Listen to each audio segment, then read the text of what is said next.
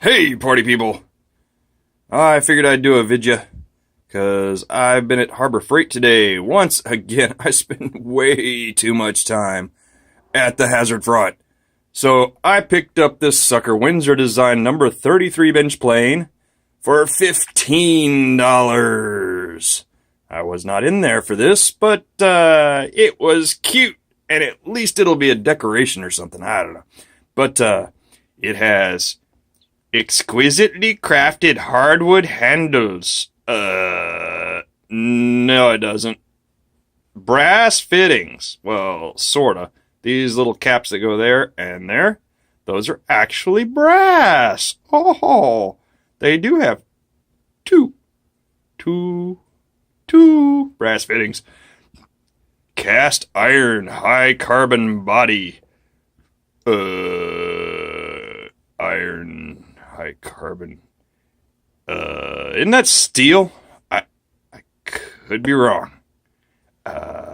Carbon, iron equals steel.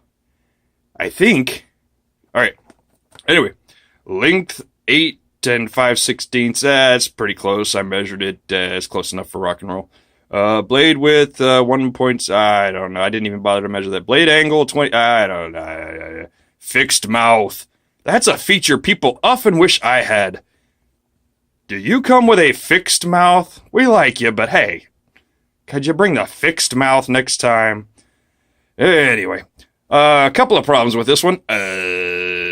Well, it was $15 at Hazard Front. What do you expect? Well, first let's start with the handles because they were bad. They were this was turned and this was cut out and routed to round the edges, but this was after they turned it and they put this nice little ring around the outside, but they did a bad job of sanding it, and then they poly coated over the top of that to make it shiny, and so you can see all the sanding marks from when they used like an 80 grit or something less whenever they did it on the lathe, and it was terrible. So all the sanding marks were underneath, and the poly coat was drippy, and bleh. So the poly coat was drippy on this too. Well, after I did a bunch of other stuff, and I'll talk about what I did with the sole and with the iron here in a minute. But after that, I decided I would, after I did all that other work, tripod. After I did all that other work, I decided I would do this too and see what they actually meant by exquisitely crafted hardwood handles. I don't know. Well, it was a really dark brown, and they actually put a stain over the top of this. This is gorgeous wood. Look at this. Look at that. And it's got different colors and striations in it. That's pretty. And they stained over the top of this because they wanted all the same color, and this is not. Bastards. Well, this was way too small for my hand. I had to hold it like this, so I actually cut into this quite a bit up here and then cut down into this right here, and you can see it actually comes down from here, so it fits my hand a lot better. Before, it felt like this knuckle was all squished and this part of the hand was all pinched, so now it fits me a lot better. It's tight, but it's still much, much better. And he's pretty. So I figured if I was going to make it fit my hand better, I might as well do a different finish on it. So that's the handle. And the knob, I just got finished sanding. So you're about to join me for my favorite part of everything I build out of wood. What does it look like after we apply a finish? When that oil first goes on there. That's the cool part. It's like the reveal. Okay, here we go. That's what it looks like now. It's lighter here. It's darker over there. Watch this. Ooh. Oh. I wish I had better lighting here. This thing's gorgeous.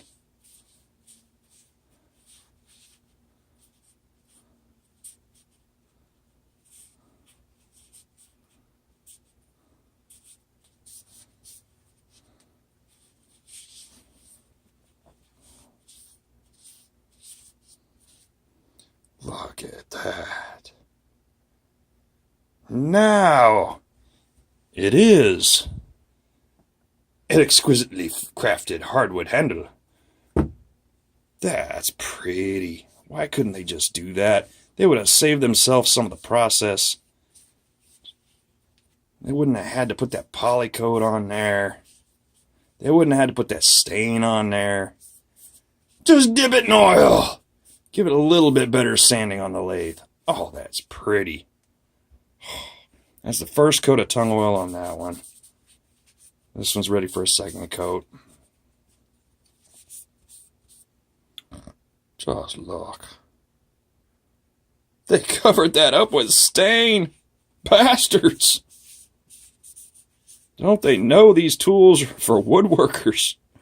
We like wood. Oh, the dead trees.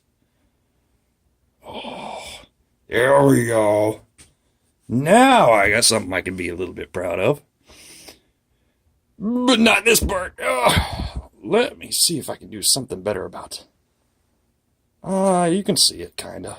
So I tried to flatten the shoe or the sole or the whatever, the bottom, this part right here. And you can see where this part got nice and polished, right across here, and right up here, and right in here. And you can see the other parts where it's raised up, it's high. So it's high back here, which that's okay, I don't mind that. But this right here, not so cool. This up here, not so cool. It's pretty close. You can see some of my coarser grit sandpaper up in there, but when I got to the fine stuff, it didn't level it out. So I might do some more work on that. I might not. If you want to know how to do that kind of stuff, check out Paul Sellers. Paul Sellers has a video where he does a Stanley number 4 plane, I think.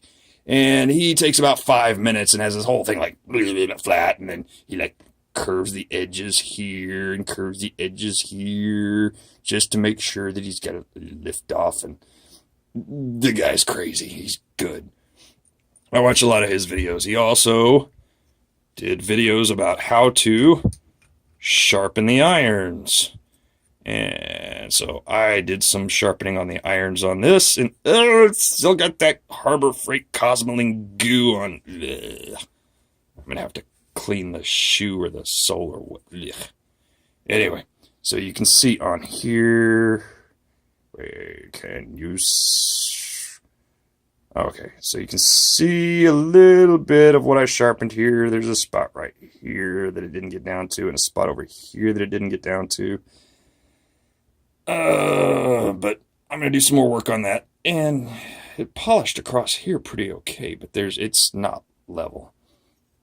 And then I did the bevel edge, and it's still got a big old scar across there, but for the most part I got that flat. So I've got my higher grit sharpening stones, and I'm going to sharpen that up a little bit later tonight, but I'm not going to bore you with that part. If you want to know how to sharpen a plane, Paul Sellers, and yeah, there's a bunch of people. Wrangler Star talks about how to sharpen a plane. I've seriously watched like 5 or 6 different guys sharpen planes, so I still have no idea how it's done, but I'm getting close. All right. One other thing that bugged me about this, the only thing that bugged me after I've done all these modifications and everything, was that it does not have the set screw that goes in here and locks it into place down here. Instead, there's this little nub sticking up that you can't see because it's all black. Oh, you can see it. There's shiny spots right there. But the little nub sticking up is supposed to go into this little hole, which is too big for it. So whenever you tighten down the screw that goes down here, then it wobbles. We get some play this way to that way, which isn't that big a deal. I can work around it, but doggone it. If I'm going to spend $15 whole for a plane, it might as well work right. More like if I'm going to spend 6 hours fixing the damn plane I spent $15 for. Now, I had some of that epoxy goo. It's the 2 different color you Play-Doh with it for a little bit and it gets sticky and it makes it hard. I had some of that and I can't find it. So I'm just going to use some plastic wood and shove it up in the hole and see if that works.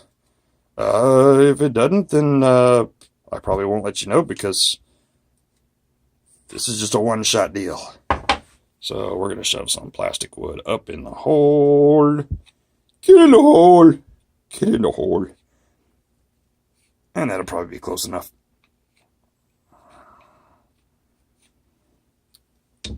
So then we're going to shove that down in there. Anyway, I had this together earlier, and after I'd sharpened the blade a little bit and flattened the sole, and it seemed to work okay. Once we get it really sharp, it should work way better. And I just stuck the wrong thing in the wrong hole. Yay. Because I'm trying to look through the camera and not pay attention to what I'm doing.